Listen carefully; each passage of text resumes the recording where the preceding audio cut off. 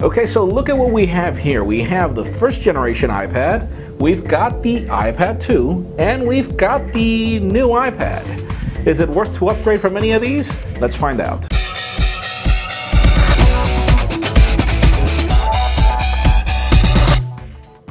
If you've never owned a tablet in the past, it's kind of a no-brainer to go for the new generation iPad. It's the only tablet that we've ever given 5 stars out of 5 in a review, so read the link in the description for details on why. But how about if you're coming from the second generation iPad and you want to upgrade? Or how about if you come from the first generation iPad and you're thinking about upgrade? Or how about if you're considering that the iPad 2 is now in the market for $100 less than the new iPad? Which is better to buy or keep? Let's find out with a comparison. Trying to film 3 tablets at the same time is kind of crazy, so bear with me here. We've got the first generation iPad here at the right, the iPad 2 at the left, and we've got the new iPad here in the middle. Other than that, the devices don't really vary. We've got the same 9.7-inch display here, 9.7-inch display here, and 9.7-inch display here. What varies here is the resolution. We've got 1024 down by 768 on both the first generation iPad and the second generation iPad, but things vary because we go to 2048 by 1536 on the third generation iPad. Both these devices have 132 pixels per inch, and then this one's got a whopping 264 pixels per inch. The first generation iPad had the first single core A4 chip with normal graphics. This iPad 2 has got dual core graphics and the A5 chips. This iPad 2 was 9 times faster in graphics than the first generation iPad alone.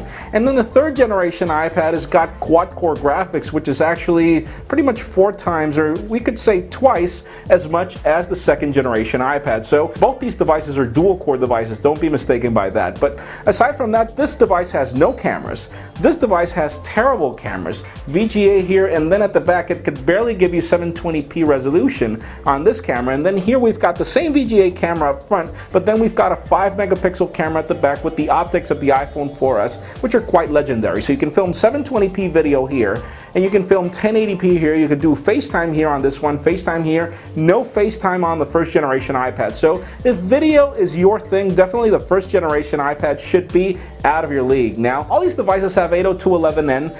These two devices have Bluetooth 2.1 EDR, but this one has the new generation Bluetooth 4.0, which you could find in the iPhone 4S and also in the new generation MacBook Airs.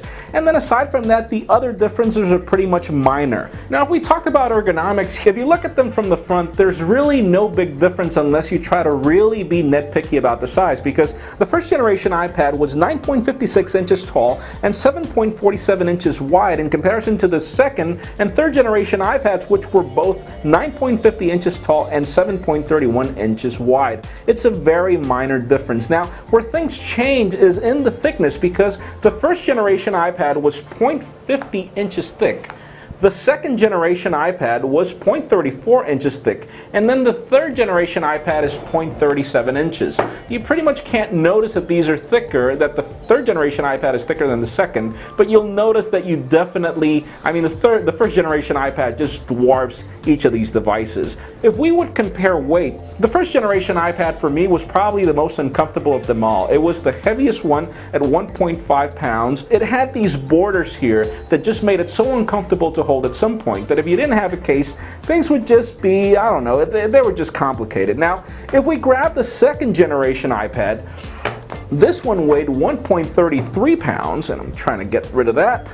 1.33 pounds here if you went for the Wi-Fi model, and then if you went for the Wi-Fi plus 3G model, the difference was very minor. But for me, the second generation iPad was probably the best in weight. Somehow Apple didn't make a big difference in weight, but they somehow figured out weight distribution, because this device is extremely light. You can hold it in any way. You can hold it this way, for example, and you don't feel that it's hurting your arm at some point for holding it this way. Now, if you would try to do the same thing with the third generation iPad, things change. Sadly, the third generation iPad is 1.46 pounds in comparison to the other devices. It's lighter than the first generation iPad, obviously, but it's only a couple of ounces in comparison to the second generation iPad. So far, I've got to tell you, you do feel an extra weight in the third generation iPad. And I feel that, again, it has to do with weight distribution. They had to fit a much larger battery in this device if you compare it to the second generation iPad. So if ergonomics is a thing for you, and if you're looking looking for the lightest tablet out in the market that's still being sold, it would be the second generation iPad. Let's talk about performance now. The first, second, and third generation iPad are all certified for 10 hours of battery life, though. This is a 25 and 25 watt-hour battery, and this has a whopping 42 watt-hour battery just to power the Retina display. So this device I just pulled out of the box, but it's been working for almost an hour that I've been filming this. It's already got 99% battery life. We've got 96% on the iPad 2 and 93% on the first generation iPad. Now bear in mind, this is a 2-year-old device, 1-year-old device, and this is a brand new device. These devices are all certified to give you like 5,000 cycles out of the box, so that's pretty much 5 years of battery life, but you could expect some sort of degradation. Still, you still get the certified 10 hours of battery, but the problem here is that because this battery is so much bigger, all these devices ship with the same 10-watt charger, so it'll take these devices 3 hours to charge, and it'll take this one 7 whopping hours to charge. It'll take you 10 hours to discharge it, then from 0 to 100 it'll take you 6 to 7 hours to charge it again. Totally defeats the purpose. You're probably going to have to be carrying a charger or something all the time, which makes it kind of uncomfortable, but let's try some performance. These devices they're all not running any applications in the background. We're going to try to launch Safari at the same time. It was preloaded with PocketNow.com before, so it should launch the website again. Let's try to do this at the same time, though it's going to be kind of complicated. The iPad 2 went first. We've still got gearboxes here. It's still loading. The first generation iPad hasn't even loaded the sidebar. Oh, the third generation iPad is already done. Second generation iPad is still loading things at the bottom. Let's try to move things here to the bottom. First generation iPad, well, PocketNow.com is loaded fast on each of these, but sadly, the first generation iPad is a lot slower. The gearbox is still rolling here on the first generation iPad if you compare it to the other devices. Now let's do a comparison with games, and Infinity Blade 2 was a game that was launched for the iPad 2 and optimized for dual-core graphics, but it could still run on the first generation iPad, though you'll notice that things aren't the same even though you can run it here. And then we've got the third generation iPad, which this game was recently optimized for Retina display graphics. So let's try to run the game at the same time. It's going to be kind of complicated, but good thing I have big hands. Let's try to do it at the same time. Here we go. And by the way, the third generation iPad has got stunning sound. Sorry about that, I didn't put the sound down, but these two devices are running at the same time. This one's slower, but then you'll notice a little bit of a difference here. Launching logos, all is going well, but we've got one introduction here, both running at the same time, the same introduction. This introduction hasn't even launched, but let's see it loading. Notice that the introduction here launches at a different time, at a different pace, and then because this device doesn't have the same graphics power as these, and it's not dual core, you'll notice that here you don't have sound support as you do here eventually. It'll take a little longer for these to get here, but let's have them run. You'll notice that there are subtitles here because this device can't run the sound because it doesn't have the extra processor as what these do. So let's see these load. You can see the same leaves falling here, same leaves falling. We've got audio support here. Both audios are going at the same time. Here you only have, again, you only have subtitles. Now every deathless in the world is going to come hunting you for that blade.